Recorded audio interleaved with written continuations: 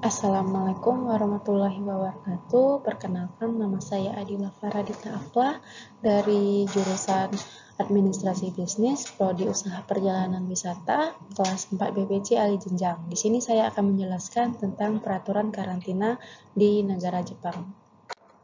Di negara Jepang terdapat 13 negara yang mengunjungi negara Jepang untuk dikarantina. Yang pertama itu ada Austria, Belgia, Brazil, Denmark, Prancis, Jerman, Italia, Belanda, Nigeria, Slovakia, Swedia, Swiss, dan United Emirates Arab. Negara-negara itu dikelompokkan dengan Irlandia, Israel, negara bagian Amazonas di Brazil, Inggris, dan Afrika Selatan, yang sebelumnya telah menjadi sasaran tindakan karantina ketat. Kebijakan ini dikeluarkan pemerintah Jepang menyusul adanya kekhawatiran penyebaran varian virus corona baru. Orang-orang yang datang atau kembali dari negara-negara tersebut akan diminta untuk menunggu di fasilitas yang ditentukan setelah kedatangan untuk dilakukan tes ulang virus corona setelah memasuki negara Jepang. Meskipun hasil tes virus corona negatif, orang-orang itu dilarang menggunakan transportasi umum di negara Jepang hingga mereka menyelesaikan sisa periode karantina mandiri selama 14 hari. Jepang hingga saat ini masih berlakukan pelarangan masuknya orang asing bukan penduduk, kecuali yang diberikan persetujuan dalam keadaan khusus yang luar biasa. Adapun peningkatan tindakan karantina di negara Jepang, yaitu kebijakan baru, semua warga negara Jepang dan warga negara asing, khususnya bagi yang datang dari negara-negara yang telah ditemukan kasus penularan virus varian baru, akan diminta menunjukkan hasil tes yang negatif yang dilakukan 72 jam sebelum memasuki negara Jepang dan menjalani tes COVID saat tiba di negara Jepang. Bagi yang tidak melakukan tersebut, akan diminta melakukan karantina mandiri di tempat yang ditunjukkan oleh kepala kantor karantina yang berwenang. Mulai tanggal 28 Desember hingga sampai sekarang, semua warga negara Mulai tanggal 28 Desember 2020 hingga sampai sekarang, semua warga negara Jepang warga negara asing yang tinggal di Jepang dan pulang setelah melakukan kunjungan bisnis singkat di luar negara Jepang akan diminta menjalankan karantina mandiri selama 14 hari. Sebelumnya, berdasarkan kebijakan yang diberlakukan 1 November 2020, semua warga negara Jepang dan warga negara asing yang tinggal di Jepang yang melakukan kunjungan bisnis singkat mendapatkan dispensasi masa karantina mandiri 14 hari dengan syarat adanya jaminan atas kesehatan protokol dari organisasi atau perusahaan penerima di negara Jepang. Dispensasi tersebut akan dihentikan sementara waktu. Peningkatan tindakan karantina juga pada pemerintah Jepang berencana memperpanjang masa karantina untuk traveler yang datang ke negara tersebut dari 6 hari menjadi 10 hari. Hal ini dilakukan karena meningkatnya kekhawatiran atas varian virus corona baru asal India. Selain India, traveler juga yang baru kembali dari Bangladesh, Maldives, Nepal, Pakistan, dan Sri Lanka juga harus menjalani masa karantina selama 10 hari saat memasuki Jepang. Nantinya, traveler yang telah mengunjungi salah satu negara di Asia Selatan ini akan dalam waktu 14 hari terakhir akan diminta untuk tinggal di fasilitas yang telah ditunjukkan saat masuk ke negara Jepang. Mereka wajib menjalankan karantina selama 10 hari dan melakukan 3 kali tes COVID selama isolasi.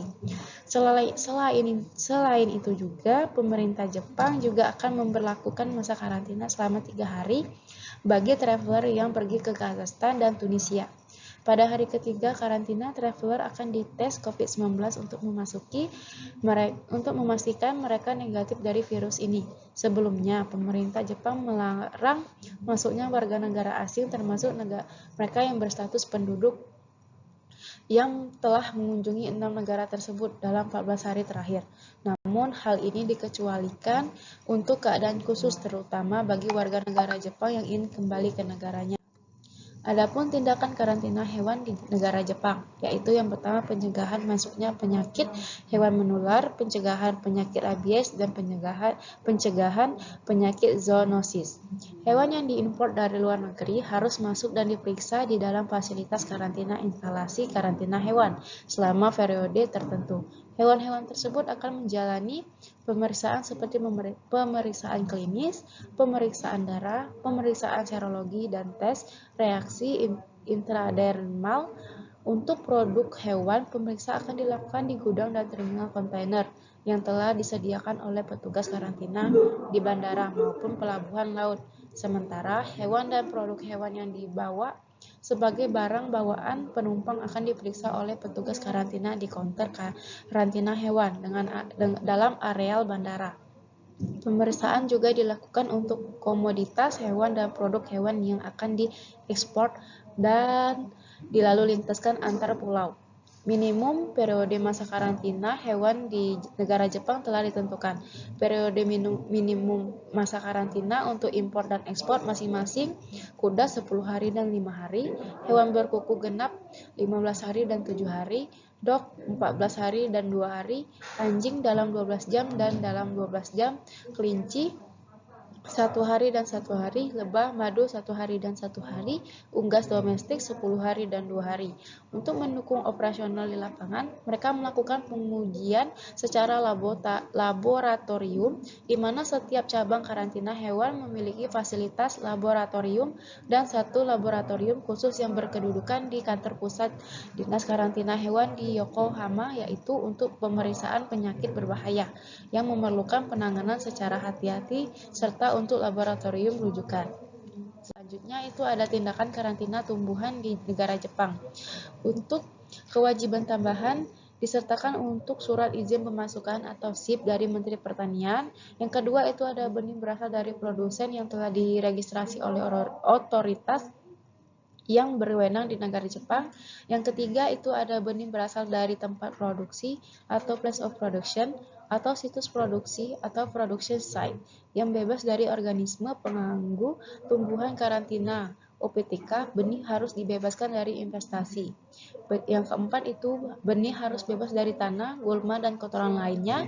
Yang kelima itu benih tidak dikirim dalam keadaan curah, baik di dalam alat angkut maupun peti kemas yang dikemas dengan baik untuk menghindari investasi atau kontaminasi OPT atau OPTK dan kerusakan selama dalam perjalanan. Yang keenam itu ada setibanya di tempat pemasukan terdapat kiriman benih. Akan dilakukan pemeriksaan kesehatan secara visual dan laboratoris untuk memastikan bahwa benih bebas OPTK, sebagaimana tercantum dalam lampiran. Yang ketujuh itu ada apabila dari hasil pemeriksaan kesehatan menunjukkan bahwa benih positif mengandung OPTK dan upaya pembebasan dari tidak dapat dilakukan, maka terhadap partai kiriman benih tersebut dilakukan tindakan pemusnahan. Yang kedelapan ada apabila persyaratan karantina tumbuhan dan kewajiban tambahan tidak dapat dipenuhi, maka kami merekomendasikan untuk tidak memasuki benih dari tempat atau situs yang diusulkan. Adapun persyaratan karantina tumbuhan. Yang pertama itu ada dilengkapi sertifikat kesehatan tumbuhan dari asal Jepang. Yang kedua itu melalui tempat-tempat pemasukan yang ditetapkan. Yang ketiga itu dilaporkan dan diserahkan kepada petugas karantina tumbuhan setibanya di tempat pemasukan untuk keperluan tindakan karantina tumbuhan. Baiklah, terima kasih. Itulah penjelasan dari saya. Apabila ada kurang, saya mohon maaf. Kepada Allah, saya mohon ampun. Wabillahi taufiq wal hidayah. Wassalamualaikum warahmatullahi wabarakatuh.